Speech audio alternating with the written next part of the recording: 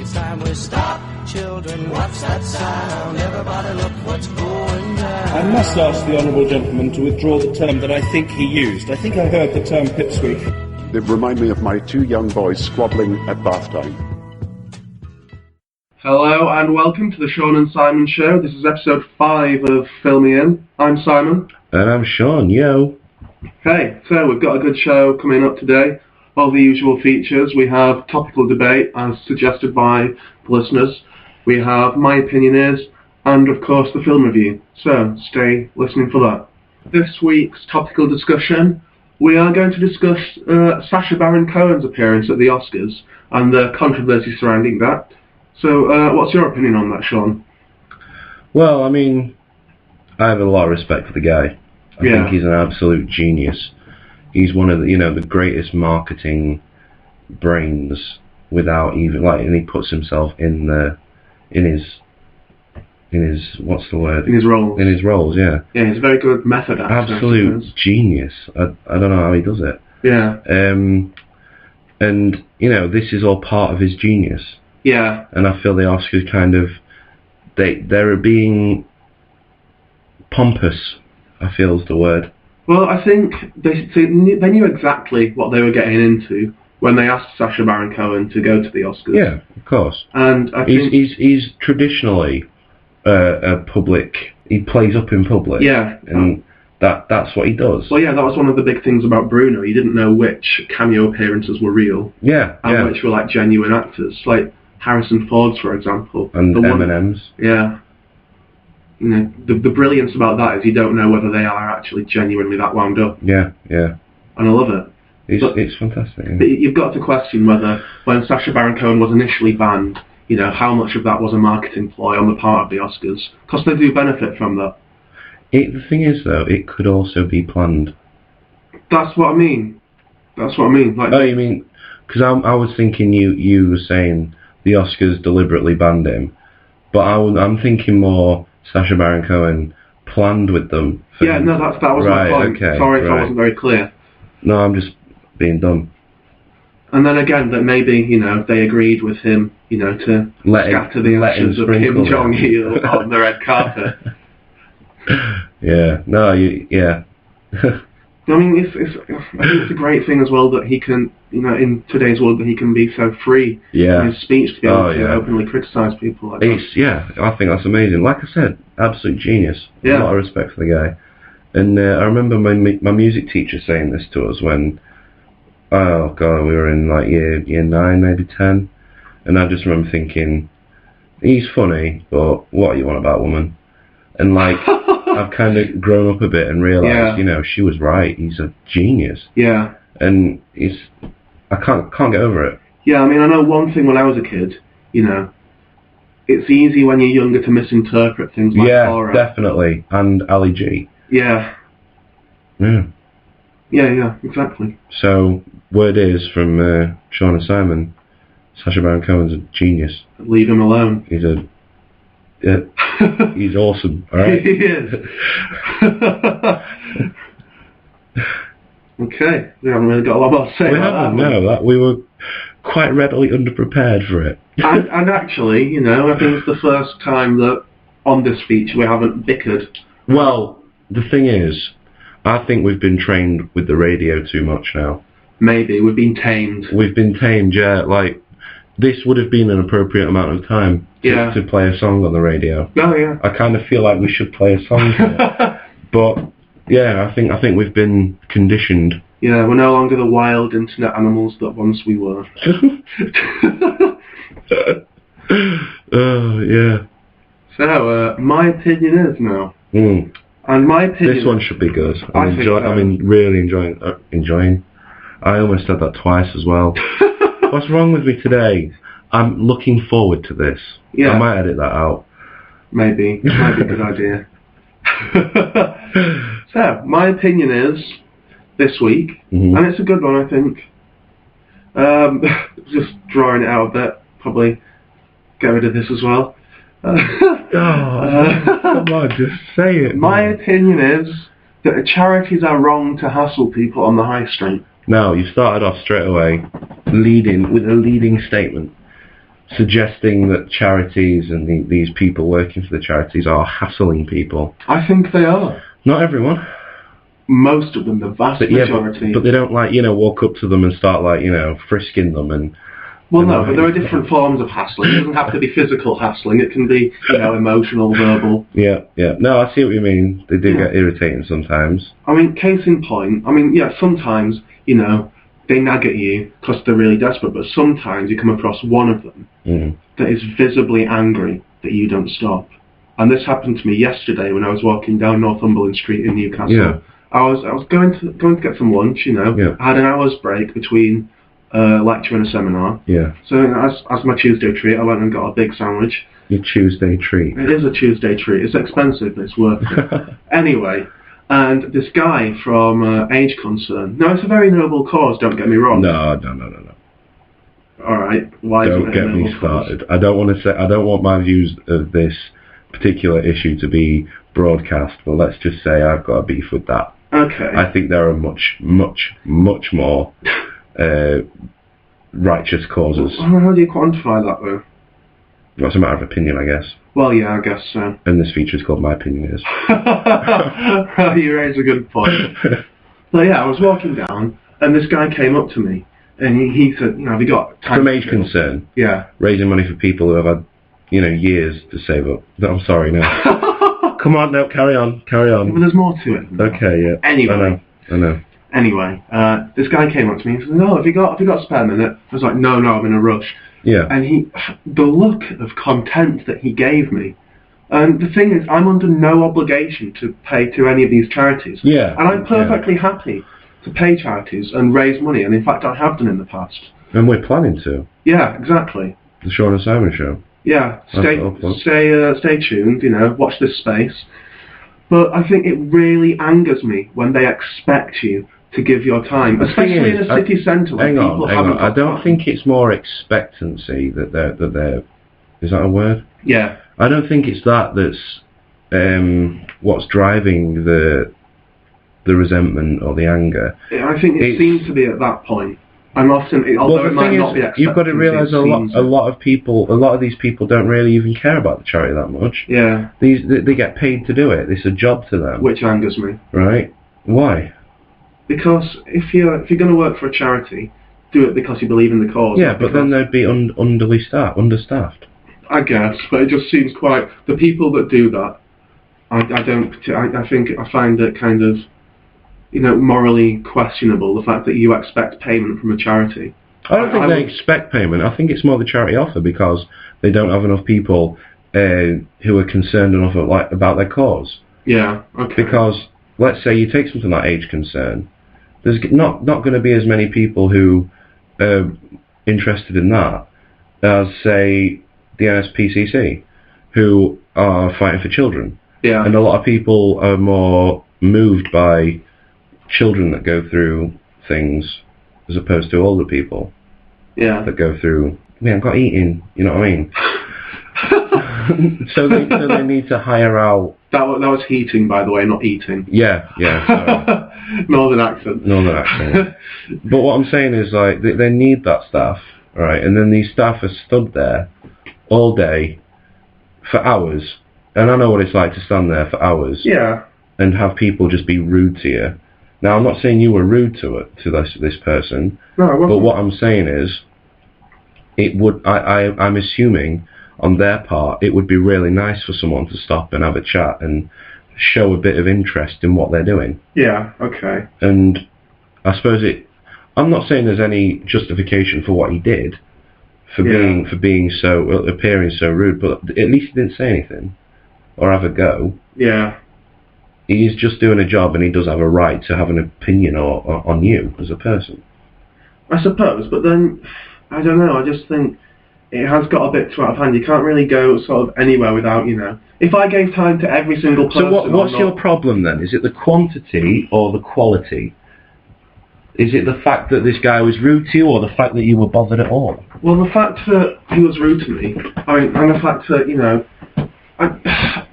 people bothering me, in such large numbers, I think is a bit of an issue. Because if I gave time to every single person on Northumberland Street, Well, you I don't have no know, time do for you? You myself. give time to the people whose cause you believe in more. But then if you genuinely believe in that cause anyway, I think you'd probably You'd be giving money anyway, wouldn't you?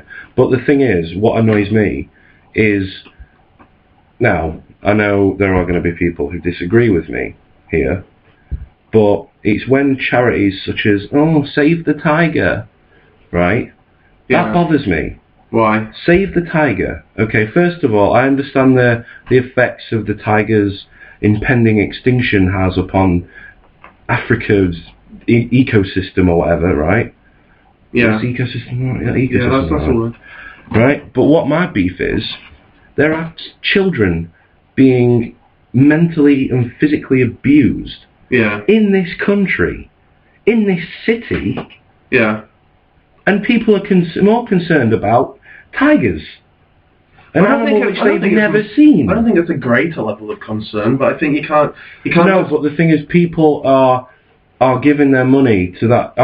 What I'm saying is, sort the humans out first. Yeah, but you can't sort people out first. Then be concerned with the animals. But then where do you draw least the line? of all the tigers. You can't just say, "Oh, we'll leave all the other problems until one of them's been sorted out."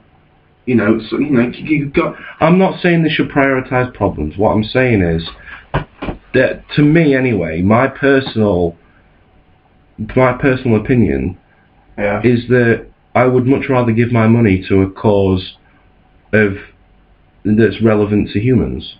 Yeah, and that saves someone else's life, someone who has conscious thought, who has emotions, who has feelings, someone who is upset, who is sad, rather than a tiger. Yeah, I think so would I, but I would still, if I could afford it, give money to the tiger. Okay, this isn't I'd give money to charity. What I'm just saying, you had a $5, where would it go? If I had a $5, I don't know.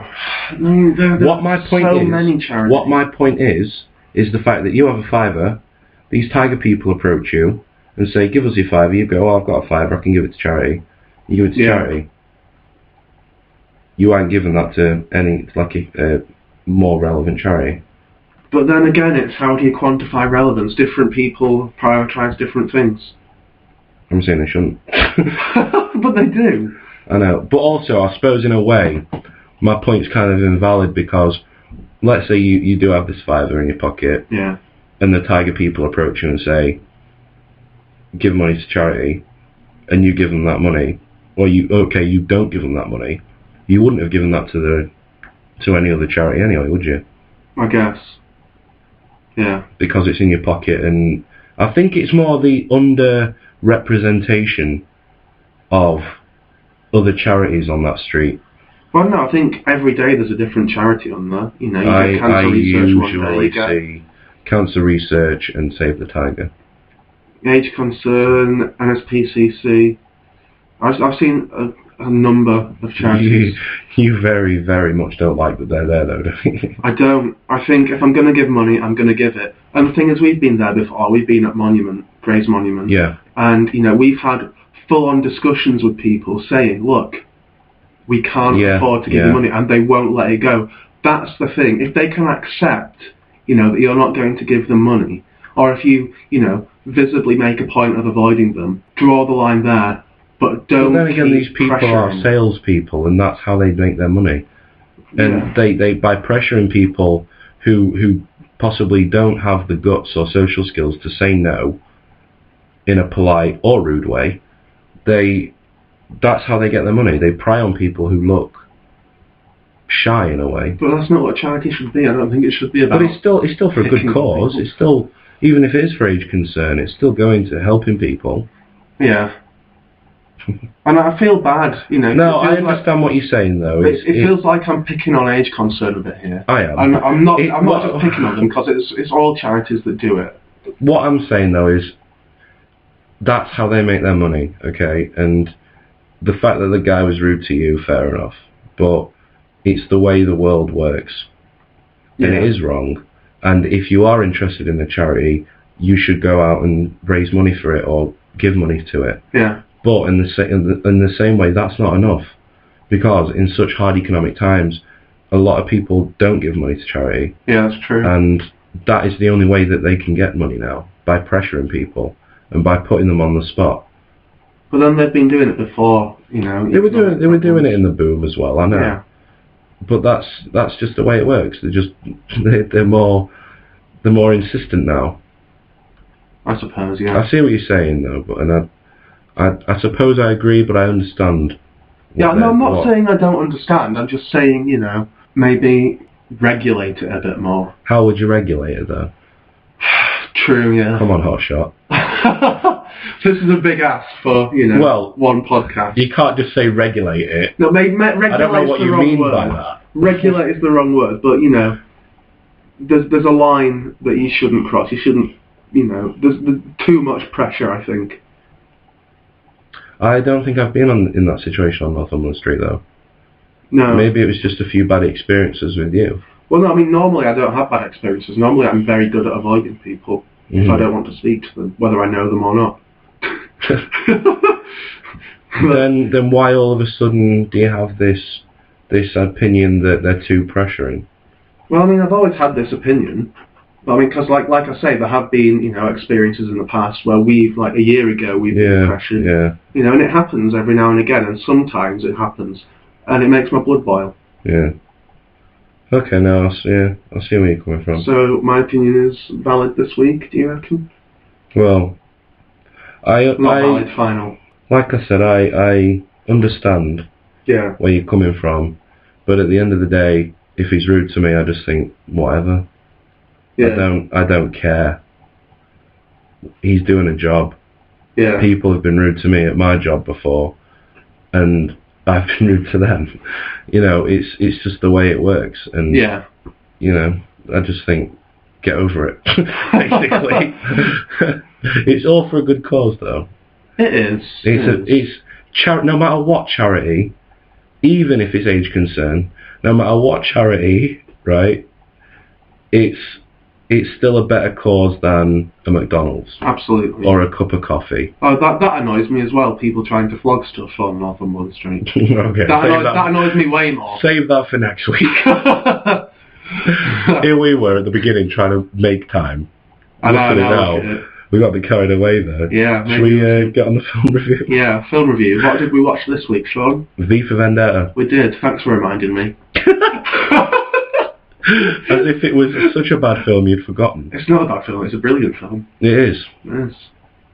Is that the end of the film review? Is that all we've got to say? Vendetta, watch it. No. What do you think's so great about it? You know, how politically charged it is, and how... It is... No, sorry, I'll let you finish your opinion. Yeah, I mean, that was your opinion, you know. You loved it because of, you know, the political import behind it. Yeah. I loved it because V made the Renaissance cool. He did, he was there quoting these big sort of flowery, he did make it really speeches, cool, didn't it? I remember, inspired by Guy Fawkes. I remember watching it and thinking, that guy is so cool. Yeah. But if someone was to do that to me in the street, I'd just be like, what are you talking about? You are the biggest ponce I've ever met. No, but he made it really cool. I don't think it is particularly sort of, you know, poncy as you just put it. You know, he's been inspired by, you know, a well-known sort of political, not anarchist, rebel. There's a lot of symbolism behind it beyond just getting in a fancy dress and quoting. Well, not quoting, but, you know, coming up with these big sort of... Getting in a fancy dress, doing poetic speeches and doing all these, like, fancy moves that could be likened to ballet kind of makes him sound a bit gay, but he's very cool. He is cool. He is very cool. The film is very cool. It is. The film is one of the greatest projections of the future in relation to British politics I think I've ever seen or encountered or read or heard. It's beautiful. It's a masterpiece, and it just shows you how susceptible the public are, how easy people are to control, and how easy it is for us to slip back into like, say, I suppose I'd liken that projection of the future to Nazi Germany mixed with 1984. George Orwell's 1984. well, that's the thing. I don't know whether it is necessarily the best projection ever, because you've got your Orwellian dystopian fiction. You've got Brave New World by Aldous Huxley. No. Well, Brilliant. that's not what I'm saying. It's not the best. Oh, I did say it's the best. I'm saying they've related it to contemporary politics. Yeah, and they've related that to contemporary society. 1984, whilst it has some big political messages in there, it's unrelatable to... Yeah. Well, okay, I say it's unrelatable. It's specifically unrelatable to our world. Yeah. Okay. Whereas this, we are viewing our streets. We're viewing our political parties getting destroyed. Yeah. We're viewing our police and our... It's all that kind of... It's all related to British culture. Yeah. Of today. Just in the future.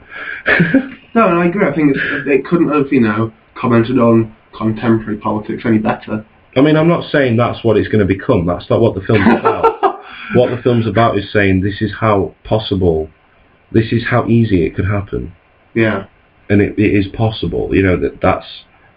And I suppose the corruption, the potential corruption of politics as well. It's a terrifying thought. Thanks for that nice little clear statement. But what I can't believe is Hugo Weaving was, cast in the role 2 weeks into filming or something. That blows my mind. Because I can't imagine anyone else doing a better job as V. Well, that's why they made him do it. After the original guy. Yeah, they saw him and thought, oh, he's not very good. Let's get Hugo Weaving. I don't know. Because the other guy might have quit. We don't know. Maybe. And a shout out to Stephen Fry, because I've been very critical of Stephen Fry in the past, but I thought he was very good. He was really good in that. Yeah. I thought it was a nice little parallel with his actual life as well. Yeah. And it was almost saying what Stephen Fry's life would be like. Yeah. In the future, or in this political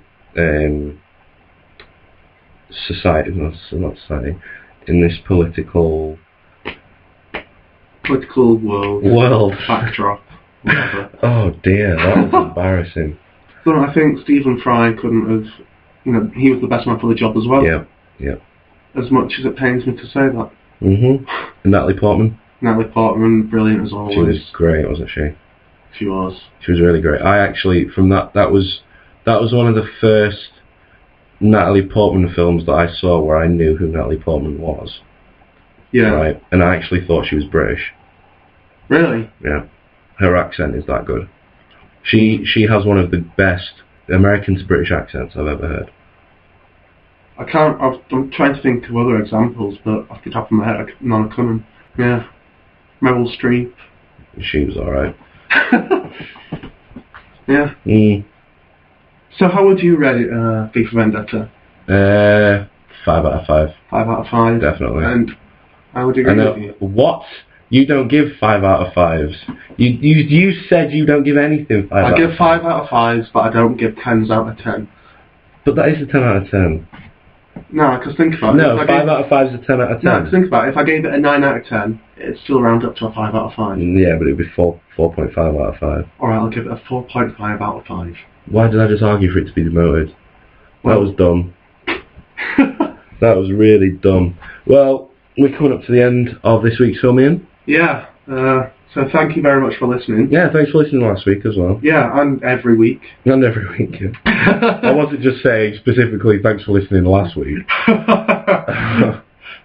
Well, they might not necessarily listen to them in order. They might be, going around the houses, episode 5, then episode 1. Yeah. They might do it in that weird way, if there's something unusual. Then you're weird. Yeah. I suppose I'd rather you wouldn't listen. Don't say that. Any listener is a good listener. Now you just sound desperate. I'm not desperate, I'm just all-encompassing. I don't feel it's been as an intellectual filming as, say, last week or the week before. Well, don't say that. No, I still feel like we've talked about relevant things. Yeah. And topical things, but I haven't had a chance to wow the audience with my brains. Well, you can't always do that, give them a break. Make them feel... I am that intense. I need to give them a break. I think so. I struggle with you.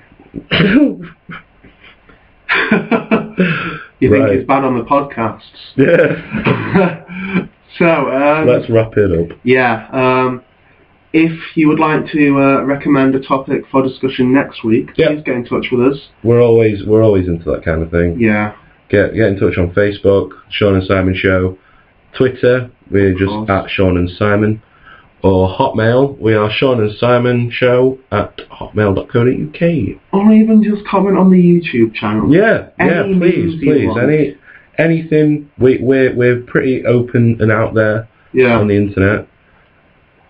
I think so. And on that note, it's goodbye from me. I've been Simon. I've been Sean, and you've been great. I think it's time we stop. Children, what's that sound? Everybody look what's going down. I must ask the honourable gentleman to withdraw the term that I think he used. I think I heard the term pipsqueak. They remind me of my two young boys squabbling at bath time.